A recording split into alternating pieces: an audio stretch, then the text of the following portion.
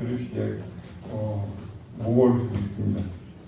내가 깊이 생각하고 이같이 생활하지 아니하니 우리가 말씀을 듣고 읽고 할 때 하나님 성령님을 통해서 감동도 있어요. 이거 옳지 해야지 해놓고도 며칠 지나고 가면 깜빡했고 그냥 지나갈 때도 있는 것을 봅니다. 우리가 교회를 하나님께서 정말 기뻐하시는 교회로 세워 나갈 때 참 여러 가지 어려움을 맞닥뜨리게 됩니다. 교회 안과 밖에서 어려움들을 경험할 수가 있는 것이죠. 또 다른 것들은 성격 재건을 조롱하고 또 유혹하는 이 대적들, 우리가 살펴보기는 때는 앞에 장에 쭉 산발락이나 도비아 같은 사람이 나옵니다. 그것은 어떻게 보면 교회의 외적인 어려움이라고도 말할 수가 있을 것입니다.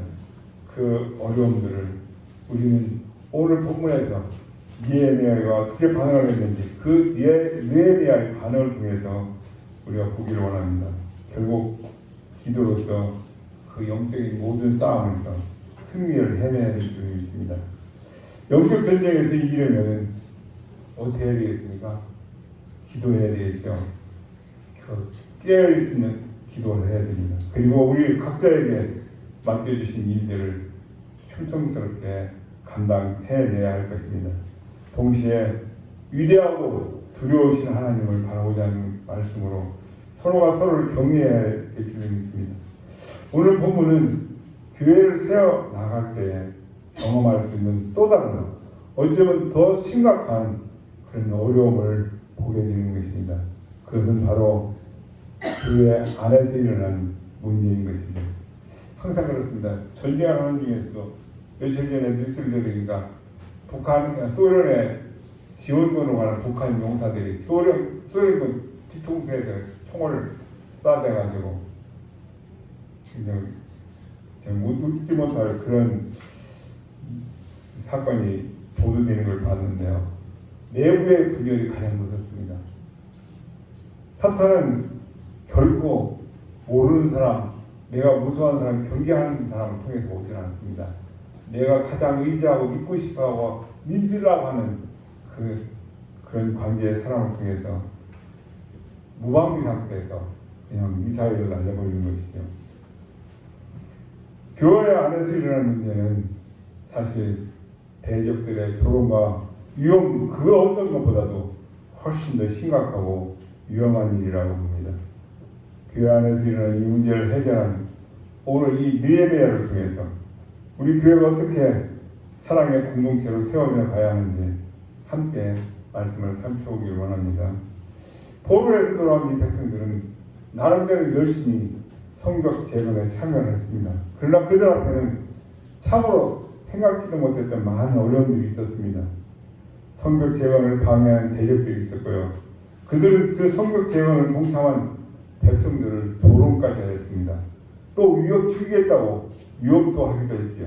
그런데 더 심각한 문제가 그들 공동체 교회 안에 있었던 것입니다. 그것이 무엇이냐면 성벽 재건에 동참했던 백성들과 그의 가족들이 그의 형제 유다 사람들을 원망하는 일이 생겼다는 것입니다.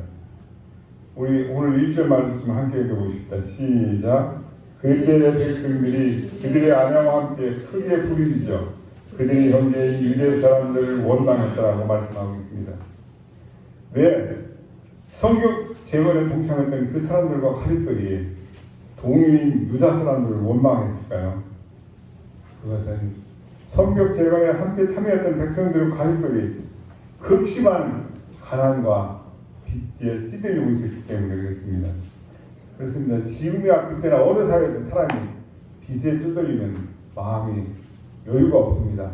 누가 별 섭섭하게 한 말도 아니고 평소 때 가면 그냥 웃어 넘길 수 있는 것도 마음속에 담아두게 되고 꽝하게 되는 것이죠.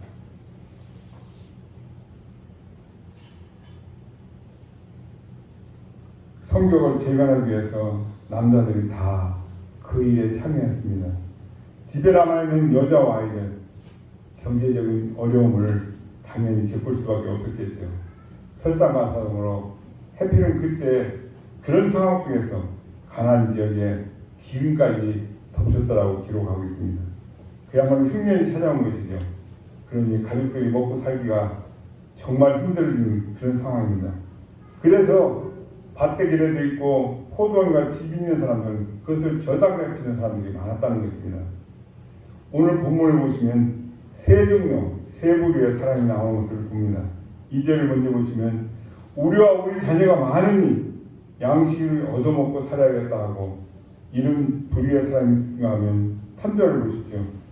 어떤 사람은 우리가 밭과 포도원과 집이라도 저당 잡히고 이 흉년에 곡식을 얻자 하고 또 어떤 사람은 4절에 보니까 밭과 포도원으로 돈을 빚내서 왕에게 뭘 합니까? 세금을 바친 사람들도 있는 것입니다. 빚을 내서 세금을 합니다. 참 말도 안 되는 거 아니겠습니까? 먹을 양식조차도 없는데 왕에게 세금까지 내야 하니 밭과 포도원과 이런 세간사를 다 저당 잡히고 빚까지 내야 했으니 그런데 이 저당 잡힌 밭과 집을 다 저당 잡혀서 더 이상 저당 잡힐 것이 없으면 이제는 돈을 더 이상 빌릴 데가 없는 것이지. 그런 상황에서 선택되는 한 가지밖에 없습니다. 뭡니까? 마지막으로 해서는 안 돼. 자기의 자녀들을 저당 잡히고 돈을 빌려 쓰는 것입니다. 자녀를 종으로 팔아서 오늘 보면 5절에 보니까 벌써 종기자들이 있었다고 말씀하고 있습니다. 여러분, 이스라엘 백성들이 포로에서 돌아와서 성벽을 도사하고 성전을 건축했을 때 겉으로 보기에는 이게 완벽하게 잘 이루어진 꿈이었습니다. 모든 사람이 다 동참했고 참 보기에 아름답게 이루어졌지만 그렇게 보이지만 그 안을 실상 파고 들어가 보면 아이러니컬하게 이런 심각한 문제가 있었던 것입니다. 그러면 모두가 다 함께 이런 어려움을 겪을 때 어떻게 해야 되겠습니까? 야, 우리 다 같이 함께 죽자. 아니죠. 그 어려움을 서로가 도와야 될 것입니다. 그런데 유다 귀족들과 관리들은 이처럼 절박한 상황 속에서 동료인 형제들에게 어떤 짓을, 무슨 짓을 하고 있습니까? 높은 이자를 받고 돈을 빌리고 있습니다. 한마디로 이자놀이를 하고 있는 것이죠. 돈을 갚을 능력이 없어지자 이제는 담보로 잡혔던 자녀들을 이방 나라의 노예로 팔아버린 일까지 서슴지 않았다라고 말하고 있습니다. 이 장면은요, 하나님의 말씀에 얼마나 대놓고 어기며 살았는지를 그들의 신앙의 모습을 아주 적나라하게 보여주는 한 장면입니다. 이 시대도 이런 일들이 우리 교회 가운데서 일어나고 있는 것입니다. 하나님께서는 형제에게 절대 이자를 받지 말라고 율법에서 아주 명확하게 분명히 말씀해 주시는 걸 봅니다. 이 내용이 우리 레위기서 25장 한번 찾아보실까요? 레위기 25장 186쪽입니다. 35절에서 37절 말씀. 잘 찾으셨으면 함께 합동하겠습니다. 레위기서 25장 35절에서 37절. 내 형제가 가난하게 되어 빈손으로 내 곁에 있거든 너는 그를 도와 거름이나 덩어리처럼 너와 함께 생활하게 하되 너는 그에게 이자를 받지 말고 내 하나님을 경외하며 내 형제로 너와 함께 생활하게 할 것인즉 너는 그에게 이자를 내어 돈을 꾸어주지 말고 이 일을 내어 내 양식을 꾸어주지 말라. 형제가 가난해서 그 어려움을 당하고 있을 때 그에게 빌려주되 이자를 받지 말라. 이자를 위해서 돈을 꿔주지 말라. 그것이 하나님께서 하나님의 백성들에게 원하셨던 삶의 모습인 것입니다. 하나님은 동료 형제가 가난하게 되어서 혹시 노예를 종으로 팔려왔을지라도 그를 종부르듯이 하지 말고 형제가 가난해서 꾸임을 받을 때 그에게로부터 이자를 받지 말라고 그리고 절대로 다른 민족에게 동료 형제들을 종으로 팔지 말라고 그렇게 말씀하신 것을 우리가 읽어봤습니다. 설상 돈이 없어서 종으로 팔려왔을지라도 안식년이 몇 년입니까? 매 7년이죠. 7년씩 그리고 안식년 7번씩 7번 하면 77에 49 50년 뭐라고 합니까? 회년이라고 하죠. 그때는 그를 그 부모들에게 가족들에게 돌려보내야 되는데 그 돌려보낼 때도 거저 돌려보내지 말고 충분히 넉넉히 그 사람의 마음이 섭섭하지 않을 만큼 왜요? 그 사람으로 하여금 내 재산 가산이 불어났으니까 그 절반의 못까지라도 그 이상이라도 주라는 것입니다. 그래서 그렇게 후히 주어서 섭섭한 마음 없이 분명하게 돌려보내라고 분명히 말씀하시는데요.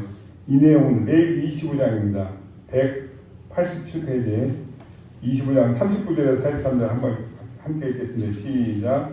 너와 함께 있는 내 형제가 가난하게 되어 내게 몸이 팔리거든 너는 그를 종으로 부리지 말고 품꾼이나 동거인과 같이 함께 있게 하여 희년까지 너를 섬기게 하라.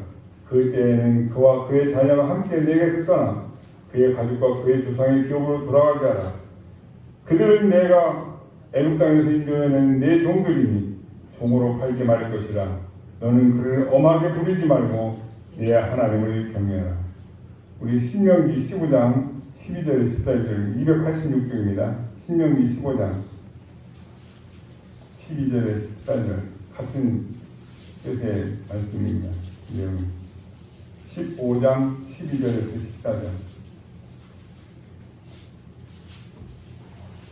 다 찾으셨으면 함께 읽겠습니다. 시작. 내 동족 히브리 남자나 히브리 여자가 내게 팔렸다 하냐. 만일 6해 동안 너를 섬겼거든 7해에는 너는 그를 놓아 자유롭게 할 것이요 그를 놓아 자유롭게 할 때는 빈손으로 가게 하지 말고 내 양물 중에서와 가장 마당에서와 포도들에서 그에게 포기 줄지니 곧 내 하나님 여호와께서 내게 복을 주신 대로 그에게 줄지니라. 하나님께서 하나님의 백성들에게 원하시는 삶의 모습은 너희가 값없이 거저받은 것이니 그 하나님께로부터 받은 그 은혜를 어려움을 겪고 있는 그들 동료들에게 너도 값없이 흘려보내라는 말씀입니다. 그래서 우리 교회에서 암암리 이렇게 통역된 얘기가 있죠. 우리 성도들 간에 교우 간에 돈 거래하지 마라. 정말 돈을 줄 때는 안 받으려고 하고 내가 이거는 없어도 되겠다. 죄송합니다. 이만큼밖에 지원이 안 됩니다. 그렇게 하고 지워버리라는 것입니다. 저희 돈 빌리는 여기까지 안 갖고 저 사람들 이렇게 허리멍텅하네. 그럼 나 죄를 짓는 것입니다. 그 사람은 까마득히 잊어버리겠는데요. 그것이 너희를 애굽 땅 종되었던 집에서 나그네와갖고 고아와갖고 그야말로 살 길이 막막했던 너희에게 베풀어준 내 은혜를 너희가 기억하고 살아라는 너무나도 자명하게 하나님께서 말씀을 통해 그들에게 알려주시고 있습니다. 그런데 오늘 본문에 등장하는 관료들과 기득들은 어떻게 하고 있습니까? 가난한 그들의 동의 형제를 돌보지 않고 있습니다. 오히려 그들의 자녀들을 저당 잡을 수밖에 없는 그 어려운 당을 그 사람들 돈을 갚지 못하는 그들은 그 자녀들 이방 나라의 종들로 팔아버리고 만 것입니다. 탐욕에 눈이 먼 거죠. 왜 이런 하나님께서 하지 말라는 이런 악한 행동을 하고 말았을까요? 그것은 한마디로 앞에서 얘기했지만 하나님을 경외할 마음이 그들에게 없었기 때문입니다. 하나님과 그분의 말씀에 대한 경고한 그런 두려움이 없었기 때문에 탐욕에 이끌려서 하나님 아무리 그렇게 말씀하셨어도 나는 절대 그렇게 살지 않겠습니다. 그렇게 하고 자기의 부를 축적하기 위해서 가난하고 힘없는 그 형제들을 더욱더 억압하고 착취하는 일들을 서슴지 않은 것을 보게 됩니다. 이런 일들은 느헤미야가 눈으로 보고서 백성들이 도저히 살 길이 없어서 울부짖고 탄식하는 그 소리를 듣고는 느헤미야는 치밀어 오는 분노를 참을 수 없었던 것이죠. 그래서 관리들과 귀족들을 소집하게 되고 그들 아주 혼쭐을 내고 있습니다. 너희는 동료 형제들에게 돈놀이를 하고 있다. 우리 9절에 12절을 함께 읽어볼까요? 시작. 내가 또 이르기를 너의 소행이 좋지 못하더라.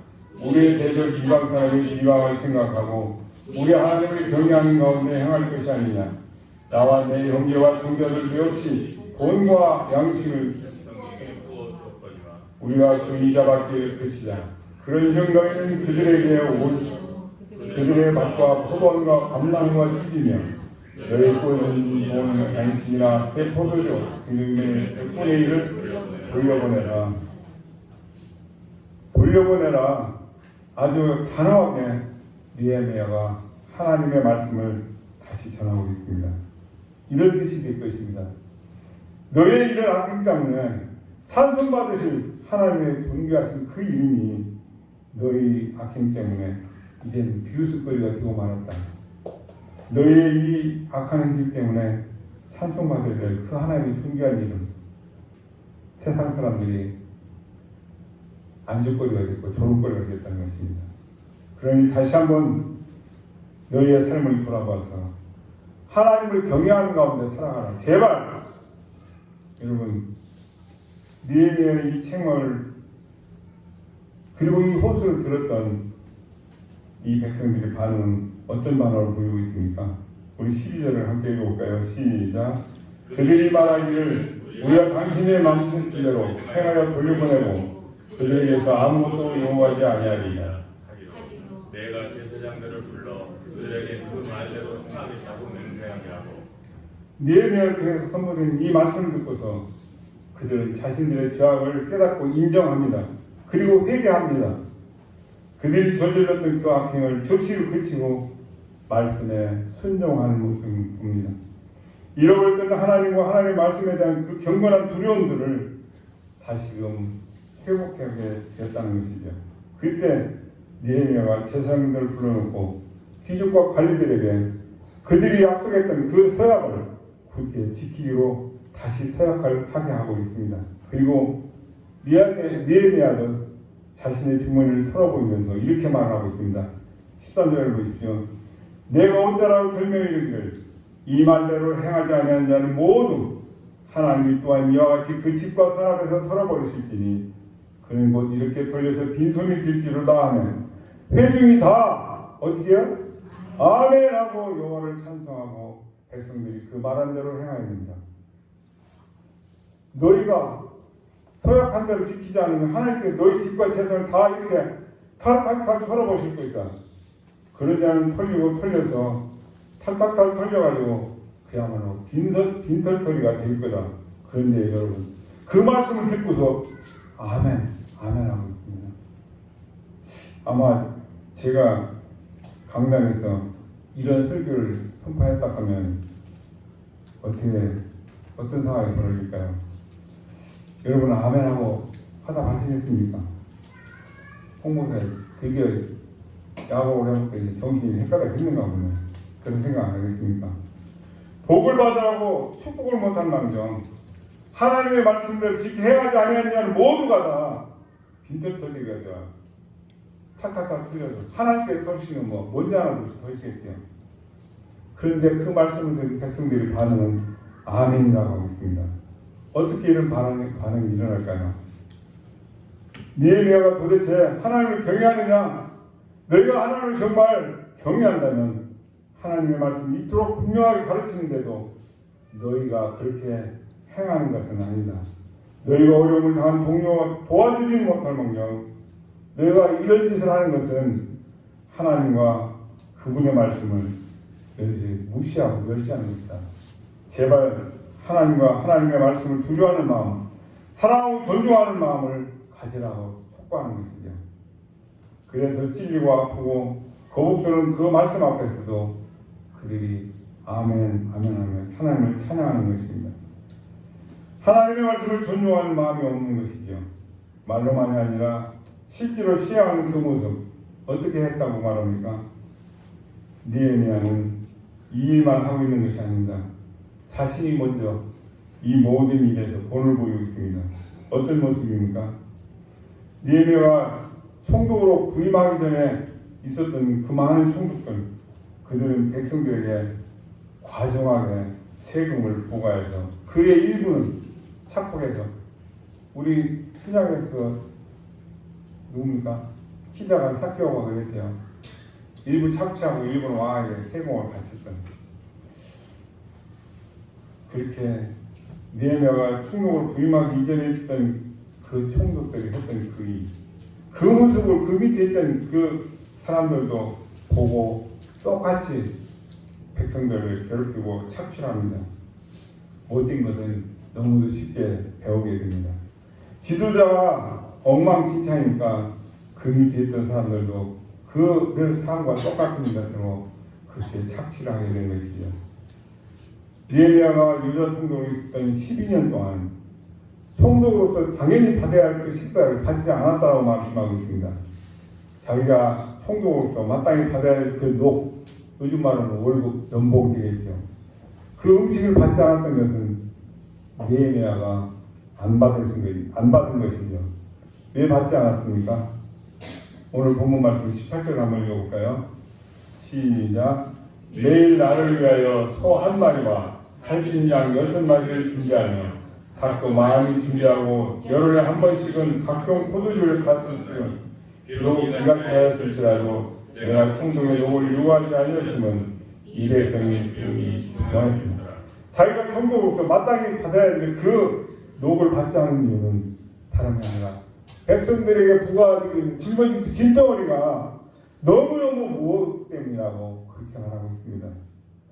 그토록 어려운 형편에 처해 있는 백성들을 보게 되니까 그 백성들을 불쌍히 여기는 그 마음이 불같이 타올라서 자기가 마땅히 받아 누려야 할 수 있는 그 권리를 기꺼이 다 포기하게 되고 내려놓은 것이죠. 그리고 그 어려움을 당하는 백성들의 형편을 돌아보게 되고 자기와 함께 했던 관리도 함께 성벽을 재건하는 일에 힘을 다했다고 말합니다.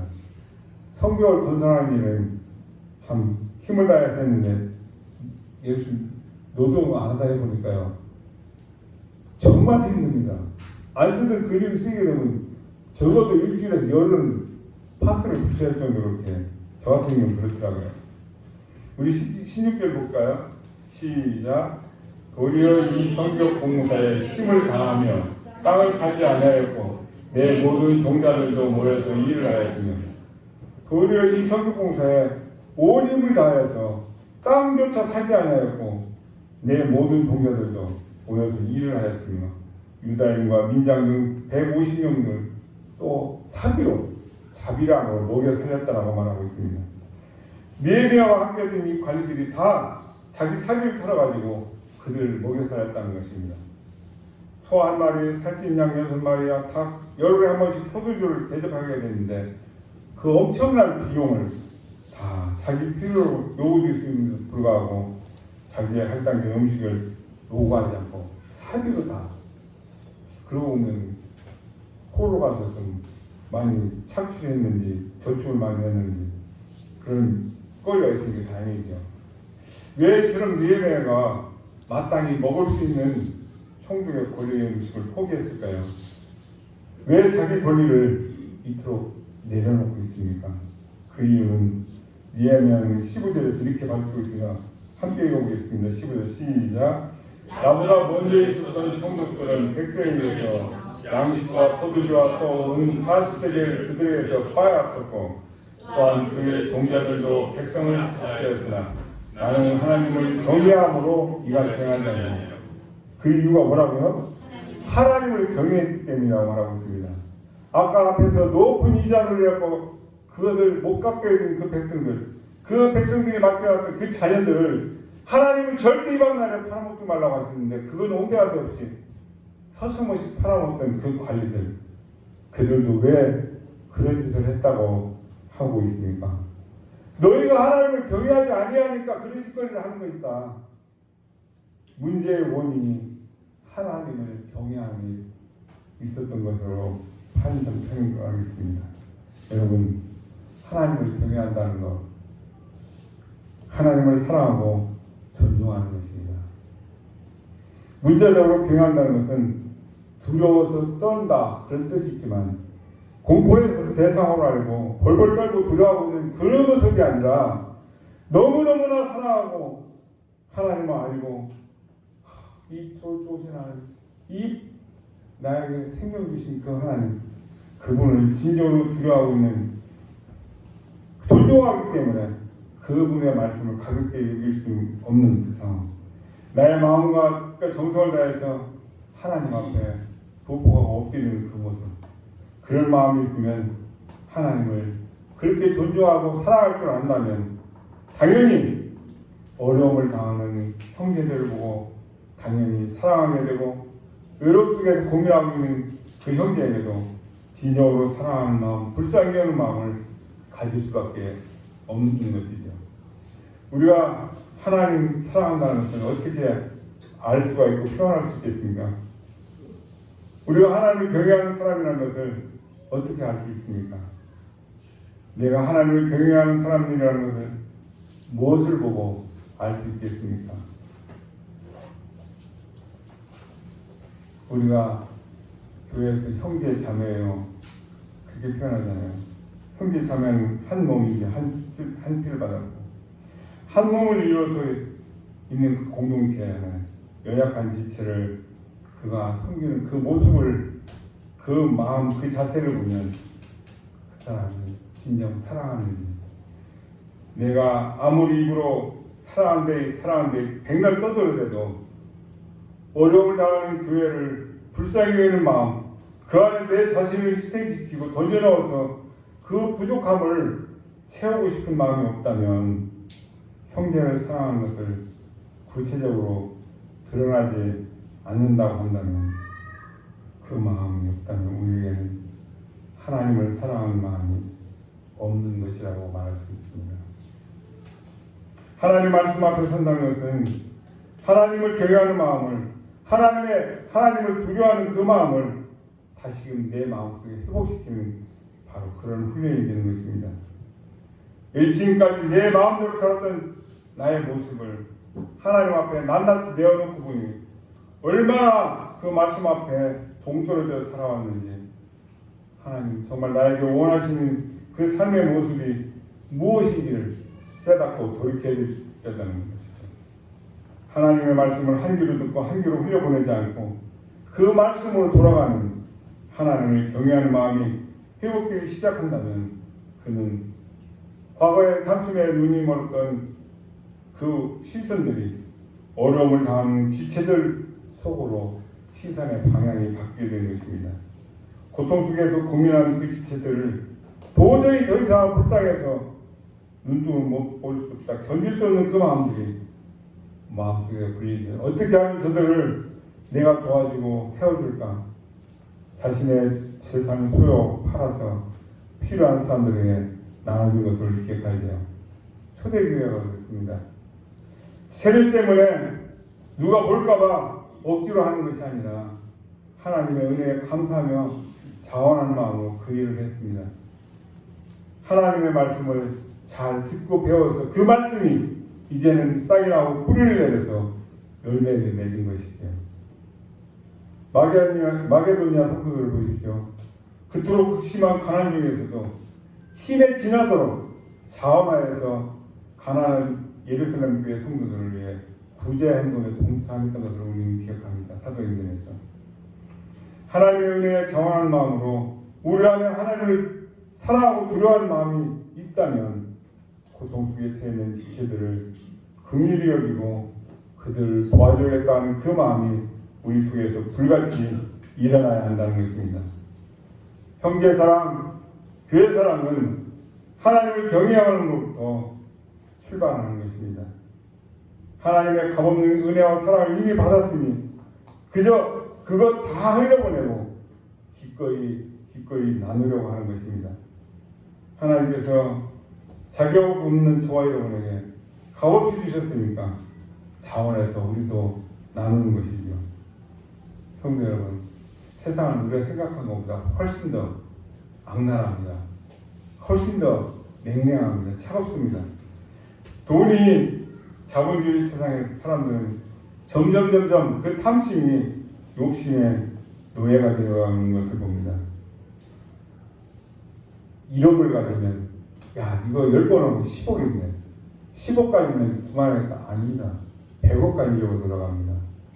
근데 누가 말하다보면 10억, 20억을 넘어서는 건 자기 돈이 아니다. 왜요? 주식회사를 그러면 그냥 자기가 마음대로 쓰고 싶어도 쓸 수가 없는 것입니다. 법에 제출을 받기 때문에. 그렇게 욕심의 노예에 대해서 만족을 모르고 살아가는 것이죠. 어떻게 하면 보다 더 많이 가지려고 눈에 쌍심지를 켜고 불을 켜고 다니는 것을 봅니다. 그런 짓 하면서도 부끄러워할 줄 모릅니다. 뻔뻔스럽니다. 자신의 권력과 지위를 악용하면서 어떻게든 부당 불법 무시하고 대통령의 동물알 하나만 더 지키면 된다. 그렇게 불을 축적해놓고 자랑하는 것도 보게 됩니다. 부자들은 대놓고 대물림하고 가난한 사람 그 가난을 대물림하니 어떻게 됩니까? 빈익빈 부익부는 점점 더 벌어지는 것이죠. 제가 어려서부터 그 어머니 말씀 듣다가 들었다. 돈은 집안에 들어오는 구멍이 10사람, 10구멍, 10사람 손에서 다 들어오고 나갈 때는 한 구멍으로 지출해야 된다. 안 써야 된다는 얘기죠. 그런 말씀을 드렸던 게 귀에 떠오릅니다. 근데 100원 투자해서 10% 성공하는 사람, 15,000원 투자해서 10% 성공하는 사람 계속 격차는 더 점점 크게 벌어지는 것이죠. 귀족들과 관리들이 그 고통 속에 살아가고 있는 사람들, 그들의 피를 빨아먹으면서 부를 더욱더 축적하는 것처럼 부자들은 불의한 방식으로 그 부를 대물림하고 가난한 사람들은 가난을 대물림하고 그 가난하고 약한 살들 약자들 그들의 결핍과 부족과 상대적인 박탈감을 어떻게 해서는 벗어나고자 발버둥치면 벗어날 수가 없습니다. 빈부격차가 갈수록 더욱더 심해지는 것이죠. 그러니까 세상이 살기 어렵다고 합니다. 우리들 입고 있는 옷, 자동차, 제 대학교까지 때 입장에는 자가 내 집이라는 단어가 없습니다. 근데 지금 자가 다 타잖아요. 비싸다 싸면. 아니 차 새로 샀네. 얼마짜리야? 5천만 원이니까. 나는 이거 1억 2천을 줬는데. 그리고 기가 들어. 아이씨. 나는 언제든 1억 2천짜리 사람. 우리 마음속에 그런 게 상대적인 걸 느끼지 않습니까?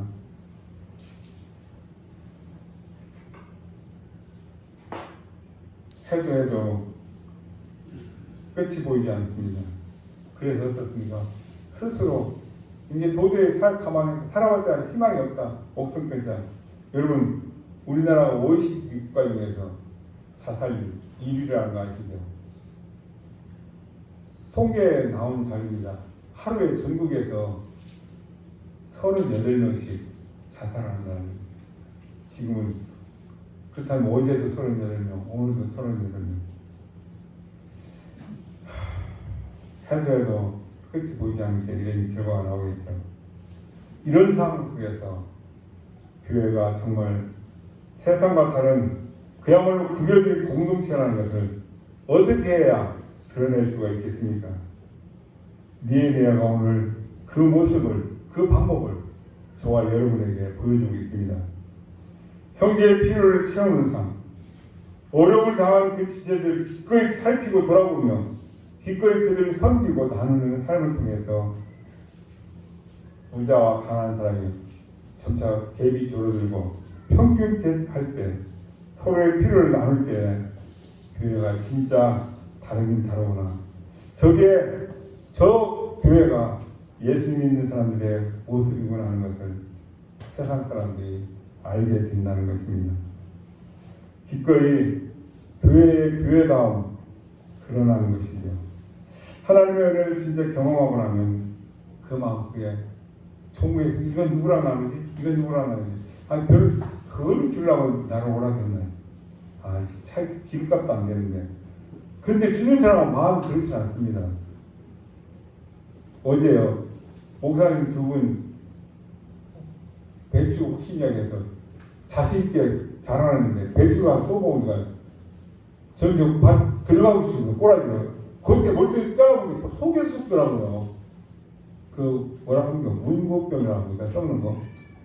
약을 칠 만큼 쳤는데 뒤에 다 됐다고 안 쳤더니만 그 방심하는 사이에 그런지 땅이 안 좋아서 그런지 여러 가지 원인이라고 농약 치고 하는 의사는 그렇게 얘기를 하는데 약으로는 안 됐습니다. 하나님의 은혜를 자신이 진짜로 경험하고 나면 자신이 가진 것을 기꺼이 나누고자 하는 마음이 마음속에 불이익이 일어나는 것입니다. 아니 내게 가진 이것 내 것이 아니구나. 하나님 것인데 나에게 잠시 맡겨주신 것이고 하나님 이제 내 생명조차도 하나님을 위해서 드리겠습니다. 하나님께서 기뻐하시는 그 일을 위해서 내가 내 삶을 드리겠습니다라는 그런 마음이 계속해서 솟구쳐 오른다는 것입니다. 나와 내 생명까지도 기꺼이 하나님을 영광을 위해서 드리겠습니다. 여러분 질병을 통해 고통당하는 성도들 있을 때 내가 다시 대신 아픔을 당하는 것처럼 그러나 아파해 줄 수 없죠. 어제도 제가 배추를 뽑아주세요. 배움을 하는데 전화가 갑자기 오는데 받아보니까 고통 속에서 비명 아닌 비명 기르면서 살려달라고. 근데 아니 보호자한테 좀 바꿔주세요. 약 드셨으니까 마약을 드셨대요. 응급으로 먹는 처방이 그거 먹었는데 아무 소용이 없다 하는 거예요. 제가 뭐 방법이 있으니까 현직에 있는 것도 아니고 죄송합니다.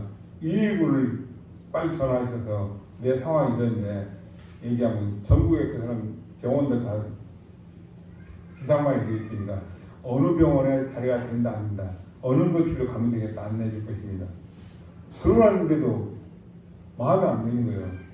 좀 이따 전화 통화 중이고 좀 이따 전화 아이고 목사님 갈 데가 없답니다. 그럼 적시병원이라도 가세요. 성형병원 가지 말고 좀 참을 때까지 참아보고요. 그러다가 하도 진땀 흘리고 거기서 지쳐갖고 잠이 드셨다고 하더라고요. 그래서 감사합니다. 기도합시다 하고 오해 궁금해서 하니까 그냥 그렇게 해서 견딜만 견뎠습니다. 감사합니다. 하나님 은혜네요 하고 참 말했는데 그렇습니다. 우리가 대신 아파줄 수는 없지만 그런 가운데서도 그 사람의 형편, 그 고통을 나도 상상하면서 내 몸 아픈 것처럼 그분한테 전화 속에서라도 기도해주고 위로해준다면 그분의 모습이 힘과 용기가 아니겠습니까? 그런 서로가 뭐 좋은 거 아니더라도 된장국 한 그릇이라도 같이 하나 먹고 그렇게 서로의 어려움을 보듬어 나가는 그 모습 하나님을 경외하는 그 마음이 저와 여러분에게 있다는 증거가 될 것입니다. 하나님을 경외함으로 사랑의 공동체를 세워가는 그 모습 우리 시온성교회 안에 여러 가지 결핍이 있고 그 부족이 있습니다. 그러나 그 결핍과 부족들을 기어이 내가 채우겠다라고 그리고 그렇게 헌신하는 분들이 참 많을 때 너무나 감사하게 생각합니다. 어떤 분들은 더 많은 희생과 헌신을 감내하면서 이름조차 밝히기를 꺼려하시는 그런 모습 볼 때 자신이 눈을 볼 때 부족함이 있는 것을 이름도 없이 빛도 없이 채워보려 하는 그런 삶을 사는 것을 볼 때 참 나도 본받아야 되겠구나 이런 모습이 우리에게 더 많아져야 되겠다.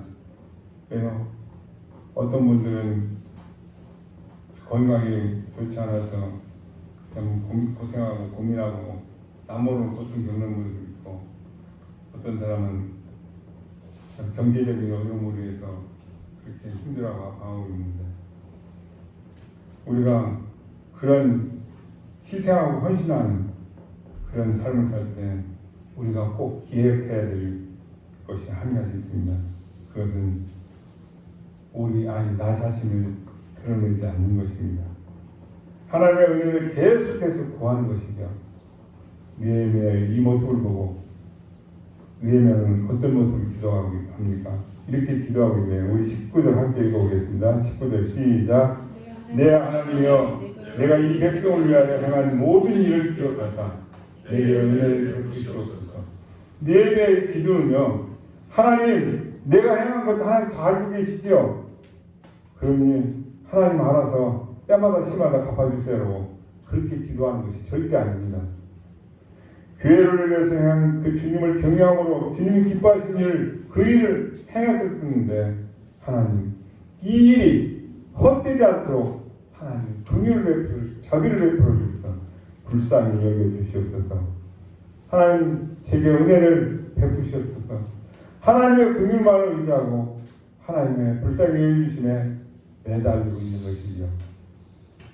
하나님을 경외하며 어려움을 당하는 지체들을 돕게 됩니다.